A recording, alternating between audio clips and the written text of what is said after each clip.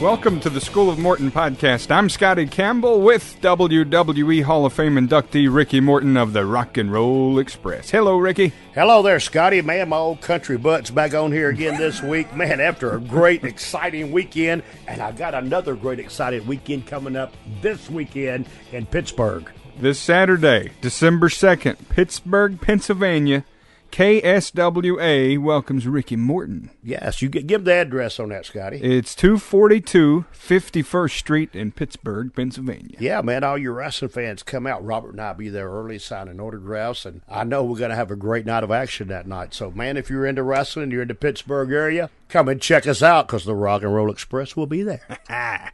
Perfect. Now, I almost didn't make it to the building today to do this podcast. I went to the gas station. They declined my card, but I knew I had money in the bank, Ricky. Uh-oh. Found out what happened. Were you in Winston-Salem, North Carolina? Yes, I was. I was there at WrestleCade.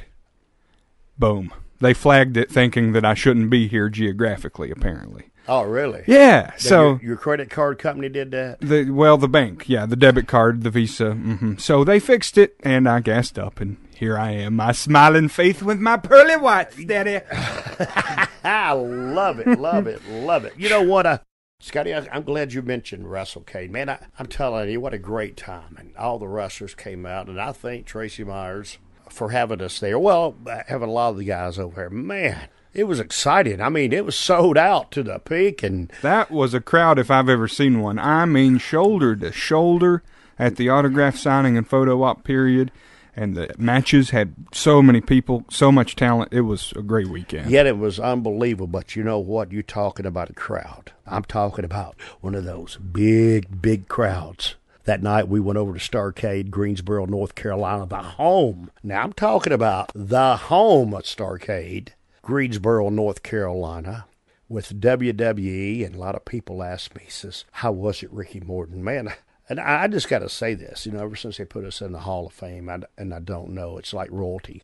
Walk in the door, and it's, I'm walking down to the dressing room and said, oh, no, you come up here, and went through this glass door, and I see a big old sign on the door. It said Ric Flair, and then a big old sign on the other door. It said Ricky Steamboat, and then a bigger sign on the door. It said Rock and Roll Express, all catered, all food. The guys and the wrestling guys treated us so unbelievable. And I just want to thank WWE for having us here. We had a wonderful time, and thank all the fans for remembering, buddy, because, when you're out there in front of 15,000 people and they're screaming rock and roll, I mean, it gives you cold chills. It brought the memory back, and I had a guy tell me, he said, God, Ricky Morton, you just drank 2 monster drinks before you went out there. You were so energetic. But, that was just me. It was just a feeling that it comes through you. It makes the hair on the back of your neck stand up, man, when you walk out those doors, and especially when Matt and Jeff Hardy introduce you to the crowd.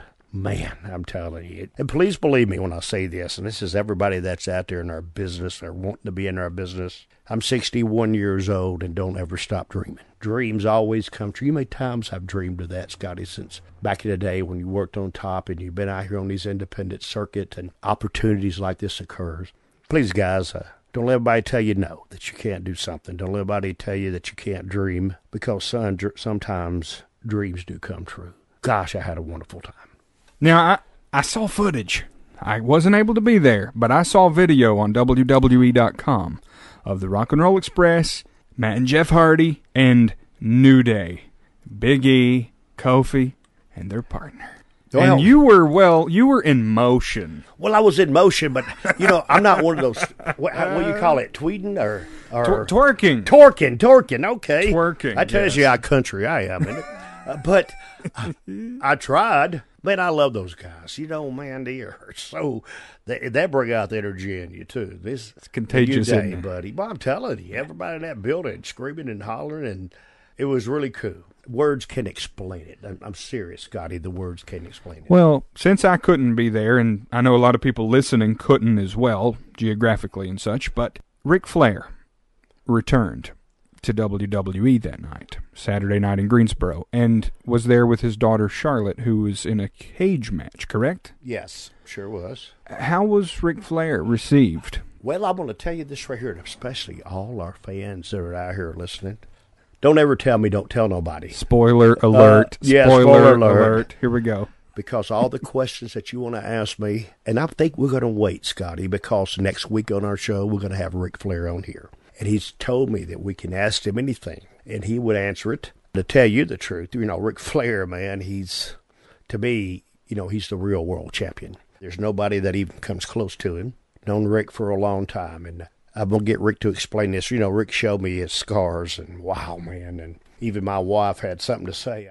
And you know what, guys, and we're lucky, especially in our business, to still have Ric around. And Ric's going to be on our show next week, and Ric's going to tell everything about it. And I cannot wait to have him, Scotty. Next week, on Thursday, on the School of Morton podcast, we have the opportunity to talk with the Nature Boy, Ric Flair. Now, if you have questions for him, tweet those to @RealRickyMorton and @ScottyIsOn, and we'll work in as many as we can next week. Now, later today, ECW, WWE, all over the indies, House of Hardcore promoter, wrestles every day almost, the Tommy Dreamer. Oh, yes, and I can't wait to have Tommy on here. We received a tweet from VA Sanddog saying, "Thanks for the podcast and looking forward to more exciting road stories. Did the Rock and Roll Express ever work Japan as a team or Ricky Morton as a single?" Wow, I'm glad you asked that question because, man, did we ever wrestle Japan. Back in the middle 80s, 1987, I think this was the first trip that Robert and I went together. We went to work there for Giant Baba, old Japan wrestling. Robert being real hot, and then even back then in different territories, you had other people that took after the Rock and Roll Express. And I ain't saying copied, but, they tried to do a similar thing. But you got to understand, in Japan, they had a team, too, called Footloose. And you got to understand, in Japan's a different way of wrestling there, buddy. I mean, right there, you got to know who you are. They would try you in a heartbeat. We was over there for a month, and I remember the first 2 weeks, I'd go out and watch them wrestle because I wanted to see what kind of stuff they do and get down. So the night came that we had to wrestle them, and they wanted us to go 30 minutes, time limit. So I asked them, the guys, I said, anything you like to do? And they looked at me like, "Oh, we don't do hot spot. No." Oh, man. Oh, wow. Wow, okay, whatever. And you got to go. If people here, y'all don't know Robert back in his days, and you got to understand he's pretty tough. And this is the way we really got over in Japan as a tag team. So we went to the ring, and we're standing there, and all of a sudden one of them hauled off. And I don't know why, because they hauled off and slapped Robert. Just pow, right hard as he could. I'm standing there, boom. In a matter of seconds, Robert done beat him half to death. Okay, both of them jumped out of the ring and ran back to the dressing room. Robert right on their butt, and I'm right behind. I was right on their butts, right into the locker room. And next thing I know, Robert's beating the crap out of him again. Boom, and I pulled Robert up. I said, "Dadgum, Robert, man, we're going to get fired." He said, "I was looking for a job when we found this." So, wow. They just say, you got to make a statement. We were a little tag team, and all those big guys, we come over, we got the long hair, and next day, we're on the bus, and I see the Footloose standing out there where our bus is pulling up, and I looked over at Robert and said, "They're waiting on us, bro." We got to go. Doors open, me and Robert jumped right off that bus at the same time right there where they at, and they go, "Oh, tonight we do very, very many hot spot." Then they carried our bags in and everything for the whole rest of the tour. Then they realized that we wouldn't take nothing from them. And then my next story is, and Robert we went there 2 or 3 times for Baba. But then and that's at the time that we didn't left the big territories and was on the independent circuit, and I fell into the right place at FMW. Matter of fact, I was there with Terry Funk, and Terry told me one night we was wrestling, he said, "Man, let's do something different that they don't do here in Japan, is what you did back home is sell." And that's what I was known for. And gosh, I went out and started selling. It was something different. Terry, and I kept kicking out. And the next thing I know, I had the people going, Morta-san. And you're in Corcoran Hall, and they're screaming that right there, and I'm bleeding. Well, see, Hayabusa was the big baby face. Single baby face at the time, and he's been through everybody. And see, that's what I tell everybody in our business. You got to be at the right place at the right time. Well, they seen that. Well, man, they wanted me to give Hayabusa a hot tag, And if everybody's out there to know, Hayabusa, he passed away. He was the big wrestler and guys, this is why we have the School of Morton to train. And not because of him not to train, it's to know that I try to make you to expect the unexpected. He jumped on the second rope just to do a backflip. The rope gave away with him. He landed on his, broke his neck, paralyzed him from the neck down. Since then, he's passed away. I had a great opportunity, and I went to Japan for FMW 18 times in 1 year to sell for Hayabusa, and I loved it. Via Twitter, Amish Grande says, when my daughter was 3, Ricky Morton and Robert Gibson were wrestling at a county fair. She chanted rock and roll with the crowd and made me proud. They were super nice to her. Those warm words right there, Ricky Morton. I just want to say that crowd chant, it's contagious. Rock and roll.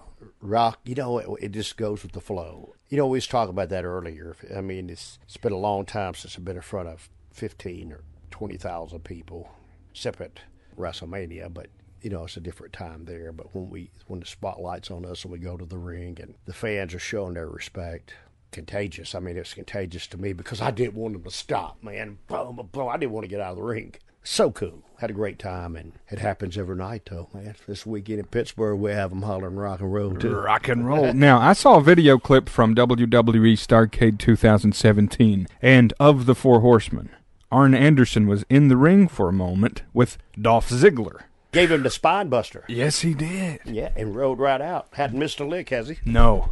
That's how you do it. Yes. That was beautiful. Kudos to Arn Anderson and Dolph Ziggler. As a fan, I loved what I saw right there. Cool. That was history for me. And that's what it's all about. Reliving that moment. It was great. Now, Ian Spence says, due to being in the UK, exposure to the NWA, Crockett Days, and so on and so forth, non-existent. Only started on the WWF there through Sky TV back in 1989. So now, with this podcast, the School of Morton podcast, it's a weekly history lesson. Happy days. Ian, thank you. Yeah, thank you very much, buddy. I appreciate it. Everything's based off the social media now, and go on there, man. You can find a lot of good stuff. Matter of fact, we was at Starrcade, and Starrcade, I believe, 86 is when we wrestled Ole and Arn Anderson. I believe that was. And matter of fact, when you hear Steve Austin do an interview and somebody asked him, says, what is your favorite match you ever seen? He says, my favorite match I ever seen, it wasn't me. It was the Rock and Roll Express against Ole and Arn Anderson at Starrcade 1986. Now, that's a compliment. You hear me? Absolutely. That's a compliment. And we appreciate those. Scott asked, well, he didn't ask. He said this. He said, at my son's hockey practice in Perth, Australia. And what was he doing? He was listening to the podcast. So, Scott, thank you. And wish your son best of luck with the hockey team. Oh, Ricky Morton, your students about to hit it this Sunday, December 3rd at School of Morton, 2085 Chuckey Highway in Chuckey, Tennessee. Oh, yeah, man. Let me tell you, that all you guys that are around here and all the wrestling fans, Tri-Cities areas and outside of this, Knoxville and everything, and I had this said to me many a times, it's the best $5 you're ever going to spend for entertainment. We had the good times. We had the bad times. We used to see our students grow. And you got to understand, it's a school. I've been on a lot of independent shows. But our show, School of Morton, it's where our guys learn. We have great shows. We tell great stories. And I'm going to give everybody a plug out here. I know their School of Morton show. But when somebody trains you, and I don't know who they are, please take my advice. I was telling everybody about Robert Gibson in Douglasville, Georgia. The Dudley Boys, they have one right up north of Orlando that Billy Gunn is at a lot. Tommy Rich. You see, in the School of Morton, we are people that spend our life to this business. We're not somebody that's telling you that we think we know everything, really, when you don't know nothing. Our business is based on more than a high spot syndrome. Our business is based on learning our business, the timing, just to how to tell a story, where to go here, when you get lost, what to do. That's what our School of Morton's all about. And all the other wrestling schools are the same way, too. When you have guys that are affiliated to themselves and give their life to this business. Somebody asked me, how long you going to wrestle, Ricky Morton? Well, wrestling's the only thing I know. I know I'm getting old. I know there's going to come a time to do it. But as long as I can spread some of my knowledge and try to help our business and make our business better, especially on the independent circuit, it's a good thing. Because you see, Scotty, I learned, and it's like in any business, and I'm on a roll right now. You meet some guys that are con artists. You meet some guys that come out here that go in the business that I worked so hard for, and they go up and they go out and get sponsors and they kill our business. The people that supposed to show up don't show up. They get mad if you talk about them. do this right here, and when you go to the show, Scotty, I'm embarrassed to even go out and watch the first match. And that's what I don't like about our business. And that's the reason we have our wrestling schools, the big guys do, to make you understand and teach you what our business is really all about. Our business, our business, our business. There's 4 shots that somebody's got to take right now. That's right. Okay? And it's hard. This is what we Great, man. I better cool off here for a minute. Throw some water on me, Scotty. I'm hot. Christmas Day, December 25th, Johnson City Community Theater, 600 East Maple Street in Johnson City. You can see a School of Morton show there. Also, January 7th, Chuckey, Tennessee, 5 p.m. that day. And January 13th, Irwin, Tennessee. Details, Facebook at School of Morton. That's right. And last weekend, which I wasn't there, the School of Morton had a show in Rogersville, and they literally packed it out. That's what I'm talking about. Because we started there with the same thing, but after you see our show, you'll come back and see it. Guys, Christmas Day, Johnson City Theater. Man, y'all come out and see us that night. Be a lot more information on our School of Morton Facebook. Give you the address, everything. Guys, y'all come out and support our guys. And I promise you, we'll give you a great night of entertainment and a great wrestling show. What are some of the most common questions you get when you're out on the road, when you're in the locker room, maybe at an indie show where you don't know many of the guys at all? What are they coming up the most about? Are they wanting to know? Are they wanting you to see their match? Are they asking you about a specific memory? What comes up the most? Well, no, they want me to watch their matches. Would you watch my next and tell me what I'm doing wrong or doing right? And I do that a lot, but I tell them, I said, okay, now, you're asking me to come out and watch your match. Now, when you come back and I talk to you, I don't want you to get mad when I tell you what you're doing wrong and what you're doing right, what you need to do.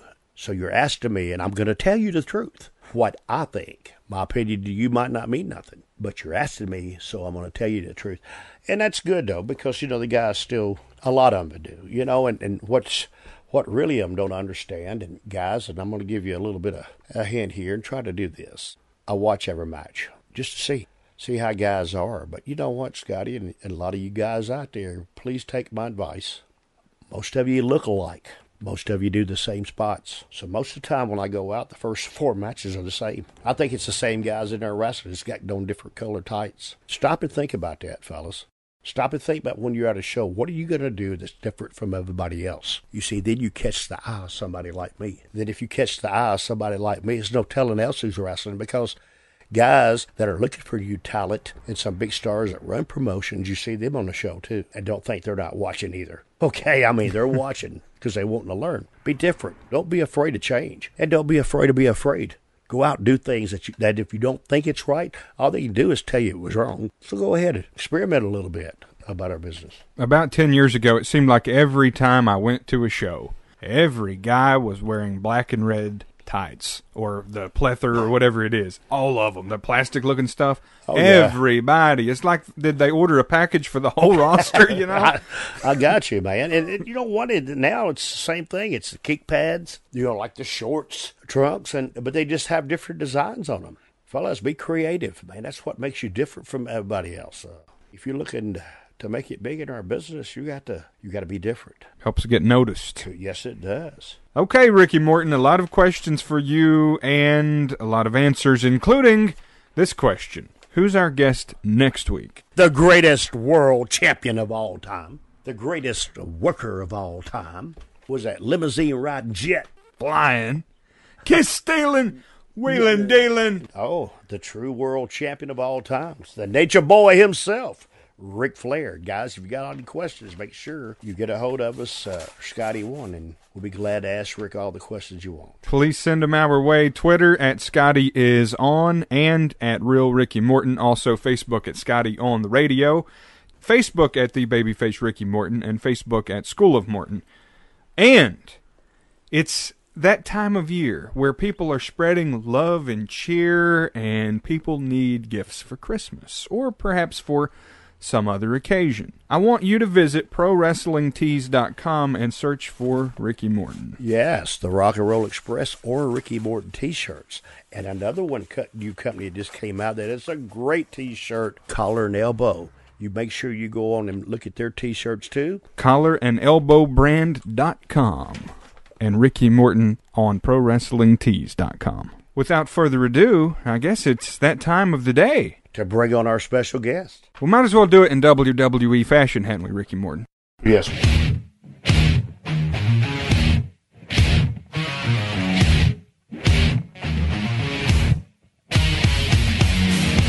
Our guest at this time, Tommy Dreamer. Hello, Tommy. Hey, how are you?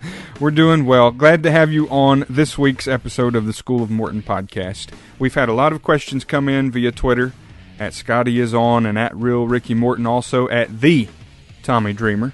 And Ricky Morton, I'll let you lead the way. Well, first of all, I want to say it was a pleasure seeing you this weekend, Tommy. But I had Tommy's blood boiling a little bit because he could not understand and figure out how come Ricky Morton was talking to Jimmy Cornette, Stan Lane, and Bobby Eaton. What was up with that, It's still Tommy? real to me. Gets me mad. It's still real to me. Yes, you dadgum right. It's still real to me, but I had to come by and show my respects. That was out of respects. I really hate him, Tommy. I really do. If you want to know legit, real story, craziness known as Tommy Dreamer, I was working in the WWE office, and we were in Lakeland, Florida, and Ron Bass showed up. And I never met Ron Bass, and you could definitely tell it was Ron Bass. You know, he's got his mustache, he's a big man. And again, never meeting a person, and I work for WWE, and he goes, "Hi, nice to meet you, Ron Bass." And I go, "Normally, I'd like to say nice to meet you, but you broke Dusty Rhodes' arm right here in Lakeland, Florida, and cost him the NWA title." And then he looked at me like odd, and so I shook his hand. And then Dusty was doing pre-tapes, and I went up to him from behind, and I said, "Hey, man, I got your back." And he looks at me and slowly turns around. You know, he's got that Dusty smile, and he's looking at me, and he goes, "What are you talking about?" And I go, "Dude, Ron Bass is here. If anything goes down, I got your back." And he looks right at me. He goes, "You Mac." And Okay. he's like, "What's wrong with you? What is wrong with you?" And I go, "You're right, and it's all your fault." I got you. It's all your fault, Ricky Morton. You made me believe, too. Wow, man. And you know what? And I still believe. I've never Me gonna too. stop. I believe in Santa Claus. I believe in everything, man. And Tommy, you're like I am. Man, I absolutely, and I tell you the truth, I love this business. There's nothing else I ever wanted to do. Ever had to change anything, I wouldn't change nothing. But what I do, one of the questions somebody wanted to ask, a lot of people know you from ECW, know all the hard work you put in, but a lot of people don't know your key role in the backstage at ECW. Won't you tell some of our fans what your role really was backstage and in the office, Tommy? Sure.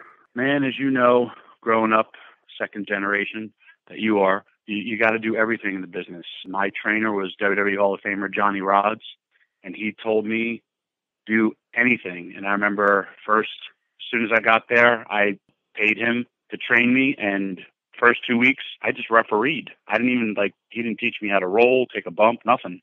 And then we had a show, and I was carrying the boys' robes back and ringing the bell and learning everything. You also had to set up the ring. So kind of like you wear many, many hats in this business. And then with ECW, as we grew, I lived next, real close to Paulie. It was always me and Taz would drive together. And then Paul lived one town over. And so he's like, "Hey, man, you want to drive and, drive together?" So we just drive together, and we would start bouncing ideas back and forth. And then it kind of took the more responsibility, and the more the company grew, I was helping. The beauty of Paul Heyman was he allowed you to be creative and be creative with your own character or angles. And, once me and Raven were off in our feud, Paul really, really entrusted the both of us, and a lot of us, kept putting it together. And then Paul's like, I have an idea for this, I have an idea for that. So then, I'm helping write the shows with him. Then at 22 years old, Paul, again, because I lived next to him, he was like, "Hey, you want to come to the studio and learn how to put together a TV show?" And back then, as you know, Ricky, it was always like, "Oh, there's The Office and then there's The Boys." But it really wasn't like that in ECW. It's funny when guys would smoke pot I'd walk by and no one really ever cared. It was just different. Now I'm in the, helping edit the TV show. I was in charge of merchandise. And then when Paul couldn't come on the road, I was booking all the shows. They didn't have titles back then, but I guess I was producer for all the shows. And we did it out of necessity. Then I started designing the shirts. Taz was at first designing the shirts. After Taz left to go to WWE, I was designing the shirts as well as doing all the merchandise, booking the shows. You name it, I did it. Anything that was talent relations, finding talent, anything that was there, that's kind of what I did. Since we're talking about this, so you really knew Paul Heyman's personality and dealing with him with a day-to-day basis. That's a lot of fans that called in wanting me to ask you a question about that. How was it dealing with Paul? How did you get along with him really personally on a personal basis? During ECW, Paul was awesome. I kind of was his right-hand man. Again, I always say without Paul Heyman believing in me, I wouldn't have ever been Tommy Dreamer. But, you've known Paulie longer than I have. He was fun to go out with. And ECW really was run by like a band of misfits, or the inmates were running the asylum. And there were times he would just fall asleep in the car and I would drive, or after a show, he may, do a little extracurricular activity, light up a joint, fall asleep, and, I drive. Or, if he had a friend or a girl, we would just kind of take care of, all right, he's got a girl there, and if he had another girl in another town or in the same hotel in another room, we would kind of like run interference. Paul was awesome, man. And, a lot of people want to rip him up. I always say a lot of people stayed in ECW and took a lot of stuff that they did because they had no other choice. But he helped make a lot of people. And, if you don't like somebody, you could have quit. Most people opted to stay. But personality-wise, I always knew he was crazy. I always knew he kind of stretched the truth. But he was always the first one to pick up a paycheck, to take you out to dinner, to buy things. He was always very, very fair when it came to all that stuff. Tommy, I feel like I'm on Family Feud here because that was a great answer. And I love Paul Heyman. And see, being one of the boys, and when you're telling a story, and just like I do, we always stretch the truth. We always make it better than what it is because we're telling stories. Paul Heyman's a great guy. To me, I know Paulie when he was real young, when he first started the business. I'm talking about in the days when he managed Bruiser Brody or going against Bruiser Brody. In this business, and anybody, I always treated people the way they treated me. Paul treated me like gold, and I treated him like gold back. And to me, the ones that didn't like him really don't know him. Paul has a great mind for our business. That's the reason he's in WWE with Brock Lesnar right now, making all kinds of money. And if nobody likes that, that's their own problem. I love Paul Heyman just like you do. And nobody can keep up with him on the mic. Paul was, and if you think about that, there was a point, and trust me, I'm doing that now. In the early stages of ECW, he used his personality to promote the company, and then when he was getting too busy, he kind of took a secondary role as boss and owner behind the scenes and stayed off camera. But even today, very few people can crack whip with Paul on the microphone. He knows how to sell. He's from that old school mentality of talking them in. What were you, about 29 when ECW closed down? Yeah, most people don't. I was young. How did you feel about ECW closing, Tommy? Did you think that there was opportunities for you anywhere else, or was your whole life around ECW at that time? As JR would say, we were all drinking the Kool-Aid. I was injecting it. I was devastated. It was the worst time of my life. I was borderline suicidal. I never thought ECW would go away. I had made arrangements to save ECW, and it just didn't happen. And it is what it is. Everything happens for a reason. But it was the worst time of my life. I was unemployed for 7 months. We all never knew Paul was in Vince's pocket all along. So there was a lot of like holy moments for myself and a lot of the crew that stood by the company till the very end. I stood by ECW longer than Paul was, and he was the owner. You just said there, how was Paul Heyman connected to WWE during the ECW operations as a promoter? He once said it on Bite This, which with Dr. Tom Pritchard. and it was when we were promoting the 2005. And that was when he finally like kind of came clean, and the people saw my face on that episode. I was like, what? Like, I got that burn up my neck where I was going to probably murder him, and right there on good old Bite This. But he always said he never took a dime from Vince. Then he said he was there. It's, that's up for you guys to interview Paul. I know JR has said the company was getting a weekly paycheck. I know Shane McMahon said first there was a talent exchange. At one point he told me he was basically grooming guys for Vince. And a few times I had my inclination that something was up, but I really honestly never thought that he was totally in bed with him. But you know what, like I said, Paul is Paul. I forgave him, and I told him this, I forgave him for everything because, I lost a lot of money. I lost my parents' money. And when he did his review on Monday Night Raw for when he was like the general manager and Vince McMahon was doing, and he cut a promo on Vince, and he said, I lied, did everything I could to keep my company afloat, just like you would, Vince. And he cut this really, really great, and I shouldn't even say promo because it was, when real promos aren't scripted, they're direct from the heart and have meaning. Yes. And I remember just sitting there watching it and like first crying, and then it was like, I get it. And I especially get it owning my own wrestling company now, and why I don't harbor any ill will, just because, hey, like I said, if it wasn't for him and if it wasn't for my experiences in ECW, I think the only person who works more shows nowadays is you, Mr. Ricky Morton.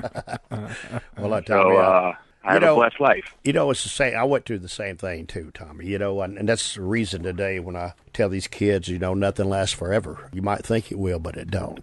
Working on top don't last forever. We have a hard business. You get a lot of feelings hurt, a lot of people that you believed in, that you thought would stand beside you. Sometimes they don't, but a lot of times they do.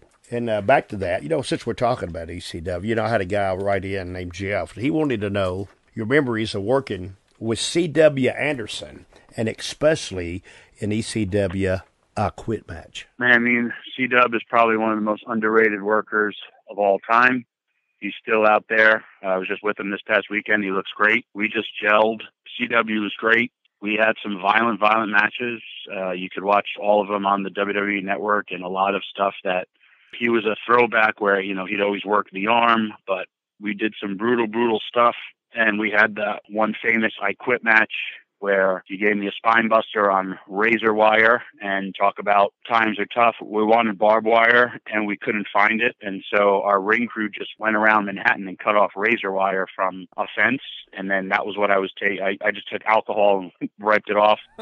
And I took a big old bump in razor wire, which I don't recommend anyone doing. Did you get you a tetanus shot?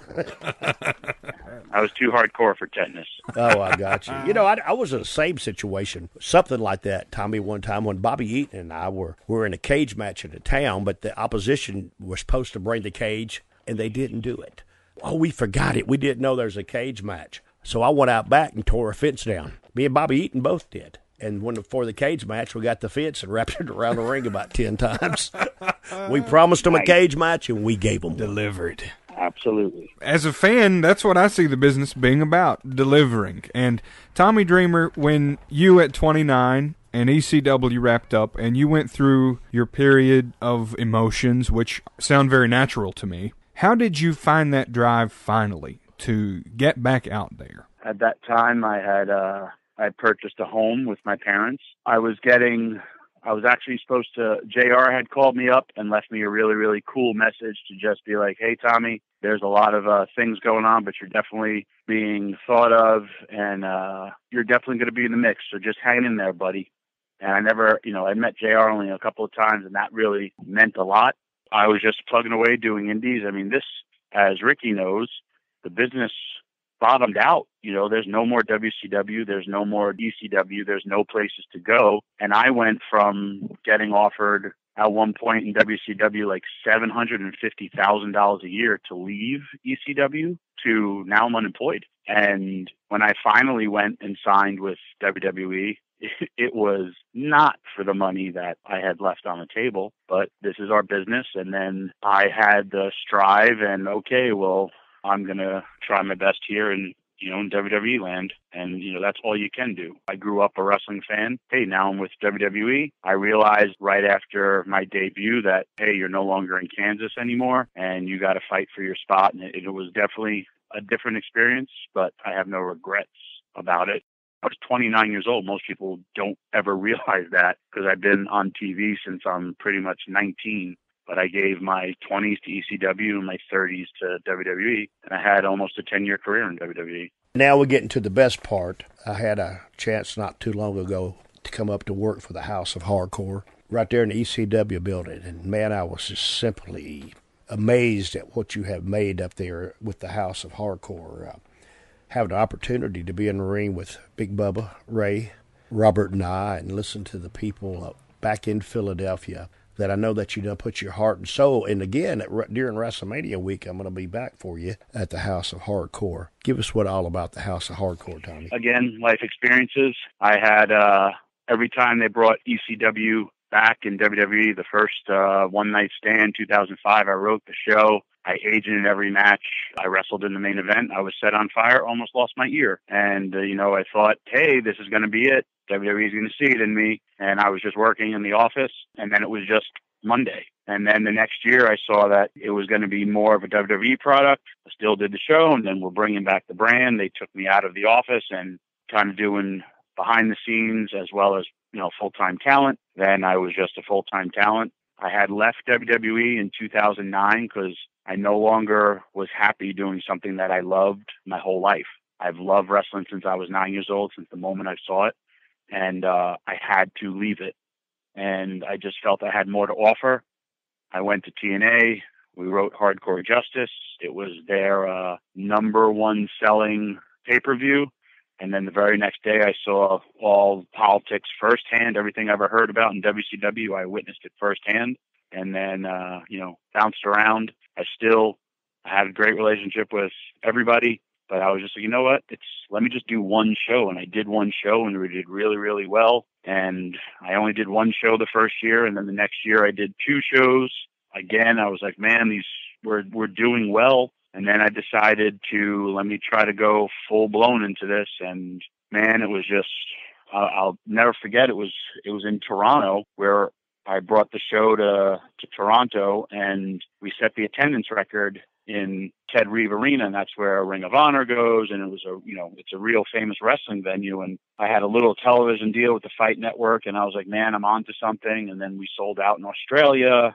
I just been kind of plugging away. The last, the show that you were on was awesome. And then I always just want to deliver and give something different. I look at this as a business. And if you look at building a championship team, you have veterans, you have guys in their prime, and then you have these rookies that will deliver. And, you guys that night were the veterans. You wrestled with the Spirit, and it was probably one of the best matches of the night. And you and Robert know how to place all your stuff, and it was so entertaining. And hey, man, I'm a wrestling fan. So are you. And the people were so appreciative of, your hard work. And when you did a dive and when you did Frankensteiner, Hurricane Rana, they came unglued. And they were so happy to see someone that either they loved or hated, but at 62, that's how old you are, right, sir? Well, 61, I'll be 62, but... You look 40. God, what a compliment, Tommy. They were so appreciative of your hard work, and that's, to me, that is my philosophy. You know me for years. Work hard, do your job, and then do whatever the hell you want afterwards. Have fun. Life is too short, and just enjoy it. And I play hard with all my friends. I know you do. And Tommy gets that. Scotty, that might have went over your head. House of Hardcore 36, this Saturday, December 2nd, Wisconsin. Blizzard Brawl, Homecoming.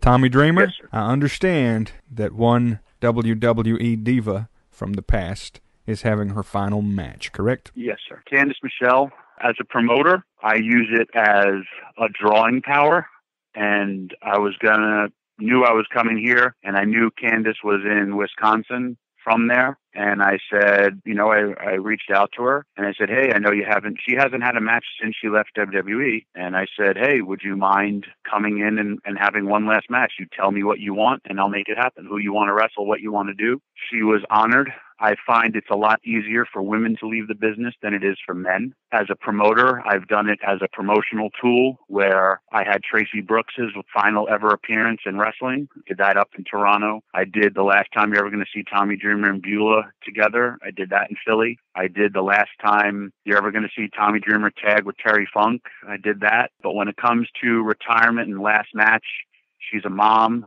She started in this business just as a GoDaddy girl who, blew up on television and then trained her butt off and, became one hell of a wrestler. And once she left WWE, she was just, hey, I'm going to be a mom. I'm happily married. And for me, I feel not only does the wrestler deserve a final match, and I also feel the fans deserve to say goodbye to their performer. I'm really, really keen on that. And I was happy to do that for her. She's been training her ass off and, hey, I wouldn't do that in Philadelphia, but it was a perfect storm. And my other draw for that night, every match is friggin' loaded because trust me, I just did the budgets. Cool. Here's Austin Aries, who's from Waukesha and has never wrestled in his hometown. That's why I called it Blizzard Brawl, because it's friggin' cold in December, but the weather's going to be nice. There will still be a brawl, but homecoming, because Candice Michelle, she's from Wisconsin. She's, right outside of Milwaukee, grew up there. She's going to say goodbye, and Austin Aries is going to say hello. So it's, I love that. It's emotion, and I love emotion, and these are Candice, my friend. Tracy Brooks was my friend. I love giving that to people. I can never give that to Ricky Morton because he's never going to stop wrestling. Well, you know what, I was just fixing to say that. I know there's going to come a time, and it scares me to death. And I will have to, and seriously, I have to wear a hood that night because my emotions will be going down my legs. But Tommy, it's sad because I've been wrestling since I was 14 years old. I know that Saturday, and I'm going to say this right here for a moment. My son, you did a seminar over in Winston-Salem, and I wanted him to attend your seminar, and I told him, but don't tell him who you are. But I think you already knew. It's just to learn. I followed my dad's footsteps, and I wanted my son to follow in his footsteps. And I told him, and really, I'm just saying, I said, don't do nothing outrageous. I said, you're 16 years old. You got a lot of time, and I'm telling you something about Tommy Dreamer. If you want to impress him, eat an apple and do a fruit salad. Now, that might impress him. I said, just go out and do the basics because I don't want you to get hurt, save your knees, save your life. But I went off on something different there, but I just wanted everybody to know that. My son really, really enjoyed your seminar over there Saturday in Winston-Salem, and I encourage a lot of people out there, if you ever get a chance and Tommy Dreamer's doing a seminar, you need to attend. You're a great credit to our business, Tommy, and I enjoy your friendship. Dude, there's nothing like it. And there's a lot of people in this. Seeing it's me. I love the boys. I do. I love spending time with them. I love the ribs. I love to be in the back, and sometimes I forget that I'm a lot older than everybody because I'm around young people all my life. If I can, I try to make you laugh. I don't want you to think about the hard things that go on in everyday life in people's minds and all the things that's going on these days. I'm just happy to be who I am and what I am and wanting to share that with everybody. And that's what I'm just talking about, the seminar you give. Share what you know to some of these people and give them some of the best advice they ever had. And that's a compliment to you, my brother. I appreciate that. But, it's Ricky, I've been blessed. I would wrestle and I would come through that curtain and I would have Paul Heyman helping me. I would have Terry Funk helping me. I would have Mick Foley helping me. Early in my career, I would have Tony Atlas helping me. So nowadays, and I'm sure I've seen it, I've been there with you. You have Ricky and Robert on a show, and then you have guys who are in a tag team match, and they're not like asking for advice, or I don't know if they're intimidated, or they're asking their peers. And how are you going to get better? If you play minor league baseball, if you play college football, and you have the opportunity for WWE Hall of Famer, a guy who drew money everywhere he went, Ricky Morton, how do you not pick his brain? And so, here's a seminar, and I tell guys, ask me any question, guys, do this. The best is I'll tell you the truth. I have no obligation to these people. And hey, you want to go to WWE? You need to lose weight. And I'm not telling it for me. I'm telling it for you. My career is I don't want to go to WWE. I'm happy in my life. So as long as you're told the truth, then how do you not grow? That seminar was probably the best seminar I ever did because like I said, guys, nobody was the shits. I go, you're all real good. That's great. We was at Starrcade Saturday night, in which I had a wonderful time. And I got to say, the guy said, man, are you wrestling? Are you wrestling? Are you wrestling there? And to tell you the truth, Tommy, I didn't want to wrestle there. You're dealing with the young people now. You're dealing with a whole different ball game. I'm 61 years old. And if I have to wrestle there to prove myself to anybody, I need to get out. I've already proven what I can do. And I was just glad for me to be there, to be a part of that show.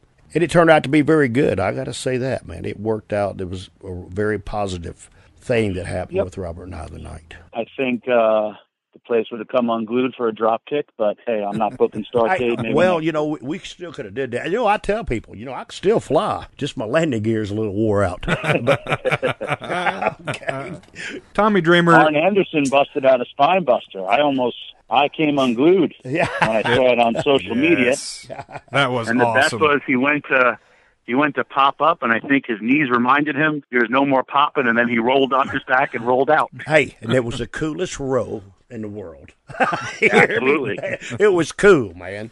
Tommy Dreamer, speaking of WWE, when you were in the company, how did you go from talent to talent relations? When I first got hired, they actually wanted me there right away. And I was like, guys, I'm 29 years old. Can I kind of try to become WWE champion or something, And I grew up loving wrestling and watching, I live in New York, so I grew up watching WWE. I was at the first WrestleMania. And there is now thousands of wrestlers unemployed, and there's no other place to go. And after my contract was coming to an end, they brought me into the office and said, JR's on his way out. Johnny's going to be on his way in. You want to come in and work? I just had twin daughters who were born. I had a mortgage, and I said, okay. I didn't want to do it because I still felt I had something to offer when I was a wrestler. But like I said, wrestling is subjective. Some people could think Paul Heyman saw the world in me, Vince McMahon, not so much. And Vince relied on me at certain times, but trust me, I get it. And when a different booker would come in, you're going to you go from the champion to the opening match. And so they put me in the office. I really am not an office person. And I was happy I kind of ran developmental system, which, is now NXT. And I did that in OVW. And thank goodness for Danny Davis and Dr. Tom, because they got me through some rough times. Because again, I was early 30s, not wanting to do my job, but they were explaining a lot of the life to me. And then actually working in that office helped me to be able to navigate through WWE when I went through as back to being a full-time wrestler. So that's kind of how that happened. And I hired a lot of men and women. That was my favorite part of the job, when I got to hire people and, help them pursue their dream. Because I honestly, and I'm sure Ricky feels the same way, I want everyone to make it. I want everyone to experience, their dream. I know it's not going to happen, but if you just give people a little bit of something, or to me, I love making those phone calls. And that Phoenix, who I remember hiring, and she was working at Perkins, and she was down on her own dime in OVW, and I just called her up, and I remember her telling the story afterwards. She was just like, I'm in Perkins. I just couldn't believe it. And she's like, I quit my job right after that shift, and she goes, I just was like, it finally paid off. I'm well on my way. Or, I hired CM Punk, Joey Mercury. I had a lot of people who did me proud and did themselves proud. You need in this business someone to push for you, and, I was kind of that guy. Also want to know, got to be nosy. I know Vince McMahon was instrumental in your career, but I'd like to ask human to human, person to person, how influential has Vince McMahon been in your life? I say besides my own father and Dusty Rhodes, Vince McMahon was the most influential man in my life. He was the first person I ever heard when I was 9 years old. He was describing what was coming up next, and then here come Bob Backlund. But Vince was the first person I ever heard in wrestling, as well as, I worked alongside him. I worked in the office next to him, which he has veins of coffee because, one, he never sleeps. He may be a vampire. Oh, right. That's funny. And two, his office is always cold, so that's another way he could be a vampire. But I got nothing but respect for Vince. I love him. We've had a weird relationship where he's yelled at me and I've fired back at him, but I have nothing but respect for Vince. And everyone talks about Tommy Dreamer and ECW, and it will be my legacy. But if it wasn't for Vince McMahon, I wouldn't have this house. I wouldn't have my mom's house that I bought. I wouldn't have a rental house, and I wouldn't have another home in Michigan without Vince McMahon and WWE. So I love him. And he fuels it. You know, it's funny, Ricky Morton, at times you get down, but then I'm still a sponge. And it was Ricky who was telling me, we were talking about, it was like 2 WrestleManias ago, and he's like, man, isn't this great? He's like, everyone wants to talk about, you know, rip WWE, rip up Vince. And he's just like, don't they understand when business is good, everybody is good. Absolutely. And WWE is going well, the business is flourishing, and, you know, we're doing indies. And I was like, again, you're right. Me in my life, I just signed a TV deal with Twitch, and it's all that I could have asked for. There's so much riding it on the line. If I hit the way we're going, or even if I went out and won the lottery today and won $200 million, I would never want to compete against Vince. I just want to show people a different product, and I have more respect for Vince than anybody. Wow. We're back on Family Feud. What a great answer. You know what, Tommy? Yes. It was an absolute pleasure having you. No time goes by quick when you're having fun.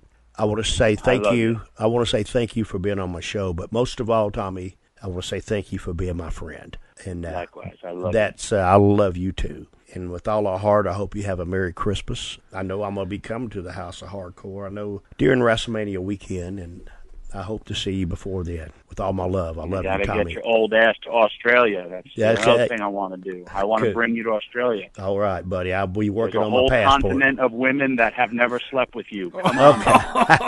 Hey, at 61 years old, and I'm still in action. I'll load you up with Viagra. You'll be good. Well, I think the problem is he might beat him to bed now. Okay. All right. Tommy Dreamer, as a little tribute, I have to do this in the impersonation mode. This Saturday, December 2nd, baby, House of Hardcore, 36th in Wisconsin. My man, Tommy Dreamer, Blizzard Brawl, tickets and info, houseofhardcore.net, daddy. There you go. That was pretty good. That's for you. we love him and we miss him. So. Yes, sir. Bye, Tommy. Thank you, guys. Thank you. Bye-bye. Thank you. Have a great day. She said, Rama, lama, bama, lama, rock and roll is